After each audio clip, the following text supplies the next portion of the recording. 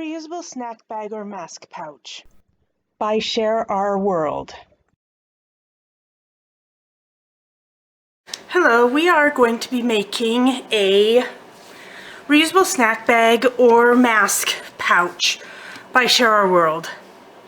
The first thing we are going to do the first thing we need to talk about is this fabric. This fabric is PUL, which is polyurethane laminate. On the inside is a waterproof layer. On the outside is a lot of times a cute little stretch print. It is a stretch fabric, but it's very easy to work with. You can get it at most of the major fabric retailers. Sometimes they come in fat quarters. Really all you need is a fat quarter. You can get 6 out of a fat quarter. Because we had cut this 6 inches by 9 inches. A fat quarter is 18 inches by 24 inches. I guess technically you could get 8 out of a fat quarter. The first thing we did was cut it 9 by 6. The next thing we're going to do is we're going to fold it so that the bottom part is a little bit longer than the top part. And then I pressed it. Now you have to press it kind of cool because polyurethane laminate is, it will melt. So you don't want to press it on the cotton heat. You might want to press it on the polyester heat. After we have pressed it, we are going to make a stitch line. And you want to notice I have my flap open. And I'm just going to make a stitch line on the bottom part of the envelope. This pen I'm using is a air erasable pen. You can use water erasable pen. You could use a children's water washable pen. A lot of times I will do that. But in this particular case, because I don't want to wash it before I use it, I'm just going to use an air erasable pen. The next thing I'm going to do is I'm going to sew this line. And I'm going to start by back stitching. And I'm sewing right on this line. And my machine automatically back stitches. If yours doesn't, you can back stitch. And I'm sewing all the way up to the top of my body. Then I'm cutting off my thread, and I'm going to do it on the other side as well. And it doesn't matter really if you start at the top or the bottom. I like to give my top a quick little second back stitch just to make sure it's nice and secure. That is all the sewing we are doing on this bag. Then we're going to trim up our threads. Then I've got to decide what I want the flap to look like. This particular flap I'm going to fold in half. And I'm just going to cut it kind of in a triangular shape just because I think that it will look cute and kind of like an envelope. And I'm going to freehand cut this. The thing about polyurethane laminate is it is a stable fabric. That means it's not going to ravel. We are not turning this right side out. We are not doing anything but just giving that a quick cut across, and you can see I cut it kind of triangular and I cut both at the same time. The next thing I'm going to do is I am using snaps. These are plastic snaps. And I like plastic snaps because they're secure, they will wash nicely, and they are easy to put on, and they're very stable. They don't look as stable as they really are. You have to buy a snap gun. You can get these online with super lots of snaps for about $18. It doesn't have to be this name brand. They all work about the same. Well, they all work exactly the same. So what we're going to do is I want a snap right here. And if I have a little piece of cardboard, this is a very high-tech piece of cardboard. I ripped the top off of a cereal box. I folded it in quarters. because I don't want to stab my desk and I don't want to stab the back of my little snack bag.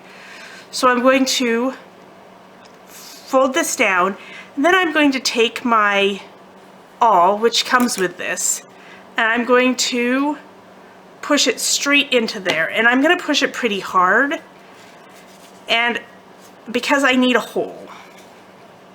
And as you can see, I've pulled the fabric up onto my awl. I'm going to pull this center fabric again up onto my awl, just like that. Did you see that? Where it's both on my, they're both on my awl. Then I'm going to pop those off.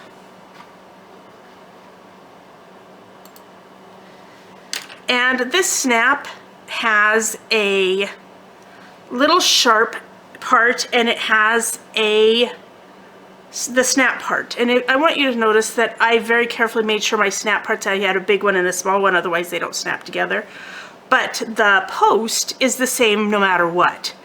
So the thing I'm going to do is I'm going to put the post through that hole I made, and I'm just going to wiggle it around until I get it. Do you see that? I got it. It's not very hard because I made that hole nice and large.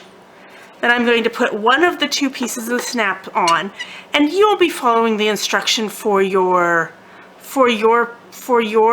set of pliers. But this set of pliers has a little tray. In fact, they all have a little tray and a little squishy part right here. That squishy part needs to be on there. See, it comes off, but that squishy part needs to be on there.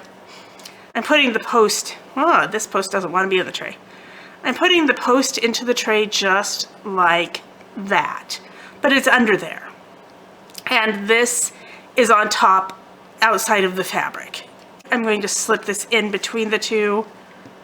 I put my post on the tray, and you can feel when it goes on, so you don't really have to see it.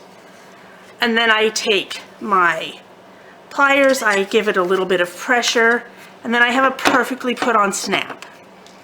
Then I'm going to take my other one, remembering that you need your snap parts facing towards each other.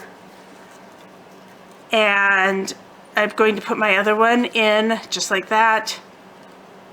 Now I have the snap parts facing each other. You can see the post is on the outside. Just laying that little post down there, giving it a good tight crunch. I might do this, crunch this one more time. But you can, it doesn't hurt it any. As long as that's sitting in the tray, it's going to crunch into the same spot. And I have a reusable sandwich bag or a little mask holder. The next thing I'm going to do if I'm making it as a mask holder is I'm going to make a little sachet.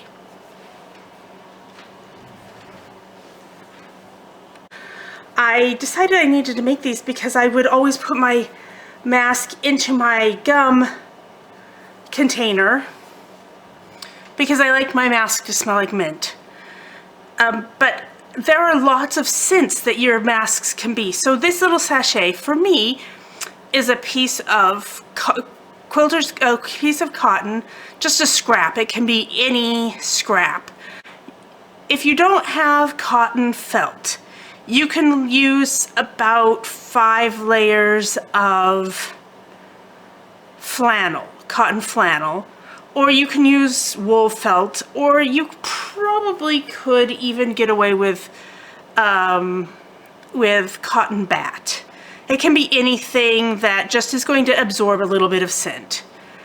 Then I have a second piece, and as you can see, I just cut all of these pieces. I laid the 3 pieces down, and I just cut a square. It doesn't have to be a very accurate square. And what I'm going to do is I'm going to take this, and I'm going to start, and I'm just going to sew around the edge of this. And I just want this to be closed. You don't even have to put a piece of cotton on it. You could just use a piece of felt, but I don't want to get fibers on my mask. So I decided to put a little bit of cotton on top of it. And as I've sewn all the way around the the sachet. I probably should use pinking shears on this, but to be perfectly honest with you, I can't find my pinking shears. They're totally lost. So I'm just going to leave it the way it is. It isn't going to, I'm not going to wash it or anything. So even if it ravels a little bit, I'm not going to care that much. And then what I'm going to do is I'm going to drip a scent, whatever scent I want here and here. I might do vanilla or mint because that's me, but I know that some people one of my daughters might like grapefruit or lemon. You might like whatever oil or essential oil or candy flavoring you have just to make this smell good, because I'm going to keep this in my mask pouch. And when I put my mask in here, when I'm out and about and I put my mask in here, if I'm in and out of stores and I just know I'm going to have the one mask for a little while, I put my mask in here, I snap it shut, this goes into my purse. When my mask comes out of here, it's going to smell like my sachet. And that has got to be more pleasant than some other things that masks can smell like. I have one more style we're going to do, and it's going to be really fast. This style is similarly, we are going to take our 6x9 piece of PLU and give it a quick iron. And then I'm going to fold it like this and like this. That's the same way, but instead of opening this up to draw my line, you'll see that I have this shut to draw my line. Then I'm going to sew this really quickly, just like this.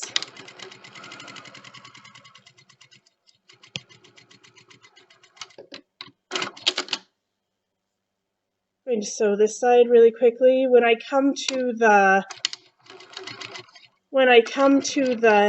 edge, you can't really exactly see the edge as I'm coming to it, but when you're sewing it, you can. When you come to the edge, give it a quick back stitch.